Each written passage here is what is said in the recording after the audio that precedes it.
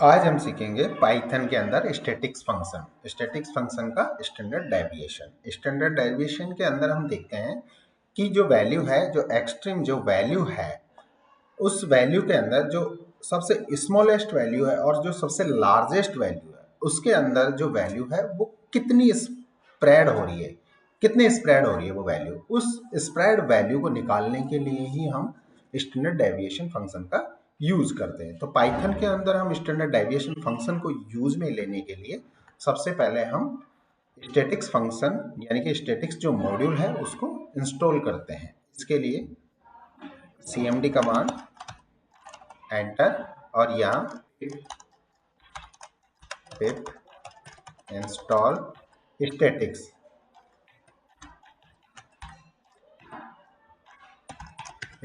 Press enter करेंगे। Statics जो module है वो इंस्टॉल हो जाएगा। हमने पहले से यहाँ इंस्टॉल कर रखा है, इसलिए दोबारा इंस्टॉल नहीं कर रहे हैं। इसके लिए हम स्टैंडर्ड डेविएशन फंक्शन को यूज में लेने के लिए पाइथन आईडीएलई ओपन करते हैं, क्योंकि यहाँ पर जो कोडिंग है हम पाइथन आईडीएलई के अंदर करते हैं। तो यहाँ पे गए, न्यू फाइल लेते हैं। यहाँ पे सबसे पहले हम स्टैटिक्स को इंपोर्ट करते हैं, लाइब्रेरी को इंपोर्ट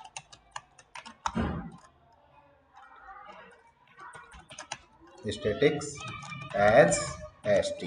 यहाँ पे st नेम एक अलाइज और उपनाम दिया गया है, जो इस पूरी लाइब्रेरी का नाम st कर दिया गया। जब भी हम स्टैटिक्स फंक्शन को यूज में लेंगे तो st के साथ में यूज में ले सकते हैं। इसके बाद में कोई डेटा वैल्यू लेते हैं, इक्वल्स टू हम यहाँ पर कोई भी वैल्यू लेते हैं जिसका स्टैंडर्ड डेविएशन निकालना है। मैंने यहाँ पर वैल्यू ले रखी है, तो यहीं से मैं लिस्ट के अंदर ले लेंगे।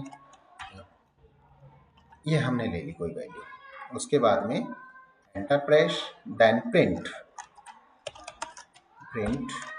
और यहाँ पे सबसे पहले st डॉट स्टैंडर्ड डेविएशन। तो स्टैंडर्ड डेविएशन के लिए फंक्शन का जो नेम होता है stdev, स्टैंडर्ड डेविएशन, इस तरीके से। और फिर उसके बाद में अपनी जो वैल्यू है वो डेटा के अंदर है और देन क्लोज। उसके बाद में हम इसको सेव करते हैं।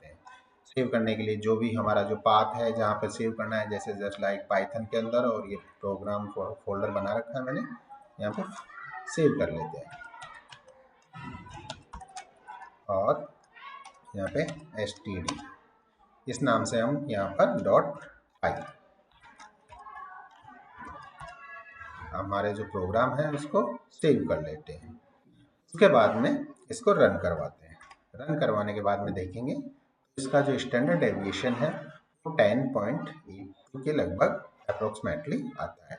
इसी तरीके से अगर हम स्मॉल डेटा लेते हैं, जैसे यहाँ पे डेटा लिया, डेटा 1 इक्वल्स टू यहाँ पे किया, सपोज करिए 1, 2, 3, 5, 3, 5, इस तरीके से स्टैंडर्ड डेविएशन लेते हैं।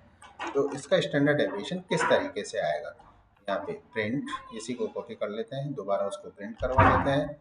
यहाँ पे देखते हैं प्रिंट कमांड के द्वारा और डेटा 1, देन सेव और रन करवाते हैं। इसका स्टैंडर्ड डेविएशन आ रहा है 1.1। स्टैंडर्ड डेविएशन निकालने के लिए देखो कुछ रूल्स होते हैं। जैसे यहाँ पर हमारे पास में एक डॉक्यूमेंट दिया हुआ है, उसको किस तरीके से, किसी भी तरीके का अगर स्टैंडर्ड डेविएशन निकालते हैं तो सबसे पहले जो भी वैल्यू होती है उसका मीन निकाल लेते हैं। तो यहाँ पर दिया जो भी वैल्यू है उसका हमने मीन निकाला। तो मीन निकालने के लिए एन, यहाँ पर एक्स बार मतलब हमने मीन निकाल लिया, तो मीन इसका निकल कर आया 101.33। उसके बाद में यहाँ पे सेकंड जो है हम करते हैं x माइनस एक्स की बार, ये x वैल्यू है और जो भी हमारा जो मीन निकल कर आया उससे सब्ट्रैक्ट करते जाएंगे हर वैल्यू को। जैसे यहाँ पे हमारा जो मीन है 101.33 है, अगर 90 से अगर उसको माइनस करते हैं तो हमारा माइनस आता है -11.33। वही चीज अगर मान लीजिए 102 को हम 10 यहाँ से 101.33 को करेंगे माइनस, तो 07। इस प्रकार हम क्या करेंगे, यहाँ पे x माइनस एक्स बार को करते जाएंगे। उसके बाद में जस्ट इसका लास्ट में टोटल करेंगे तो 0.0 निकल कर आएगा। उसके बाद में यहाँ पर सब्ट्रैक्ट करने के बाद में यहाँ पर उसका स्क्वायर रूट निकालते हैं। यहाँ पे x माइनस एक्स बार और स्क्वायर, तो यहाँ पर इसका -11.33 का अगर स्क्वायर रूट देखते हैं तो यहाँ पर स्क्वायर रूट आता है 128.37। उसके बाद में इसका टोटल करते हैं तो यहाँ पे स्क्वायर रूट जितना निकल कर आए सारी वैल्यूज का टोटल करते हैं तो यहाँ पे आता है 938।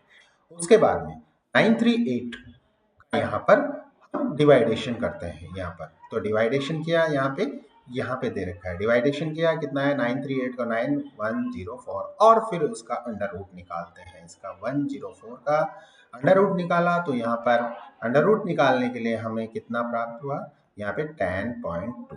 इसी प्रकार हम यहाँ पर अगर इसको रन करवाते हैं यहाँ पर स्टैंडर्ड डेविएशन को, तो इस तरीके से हमारा स्टैंडर्ड डेविएशन हमें मिल जाता है।